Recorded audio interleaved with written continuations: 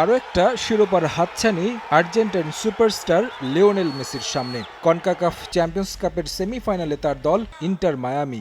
গুরুত্বপূর্ণ ম্যাচে ওয়েস্টার্ন কনফারেন্সের টেবিল টপার ভ্যানকুভার এফসির বিপক্ষে মাঠে নামবে হাভিয়ের মাসচেরানোর শিষ্যরা। ম্যাচ হবে ভ্যানকুভারের মাঠে, তারপরও জয়ের আশা রাখতেই পারে মায়ামি। এমএলএসে এখন পর্যন্ত অপরাজিত আছে লিওনেল মেসির দল। নতুন কোনো ইনজুরি সমস্যা না থাকলেও মেসির খেলা নিয়ে আছে শঙ্কা। আগের ম্যাচে কলম্বাসের বিপক্ষে ব্যথা পেয়ে মাঠ ছেড়েছিলেন আর্জেন্টাইন তারকা। গুরুত্বপূর্ণ এই ম্যাচে খেলবেন কিনা সেটাই এখন প্রশ্ন।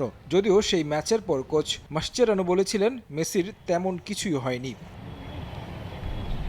ভ্যানকুভারের বিপক্ষে ম্যাচের আগে কিছুটা রহস্য রাখলেন আর্জেন্টাইন কোচ। মেডিকেল টিমের পরামর্শে মেসির ব্যাপারে সিদ্ধান্ত নেওয়া হবে শেষ মুহূর্তে।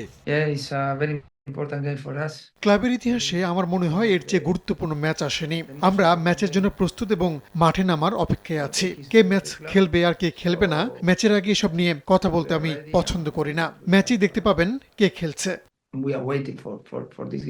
সবশেষ 5 ম্যাচের পরিসংখ্যানে তাকালে অবশ্য কোনো দলকেই পিছিয়ে রাখার সুযোগ নেই। দুই দলই অপরাজিত সবশেষ 5 ম্যাচে। ইস্টার্ন কনফারেন্সে মেসিদের অবস্থান 3 নম্বরে, আর ওয়েস্টার্ন কনফারেন্সে ভ্যানকুভারের অবস্থান শীর্ষে। তাদের মাঠে ম্যাচটা সহজ হবে না মেসিদের জন্য।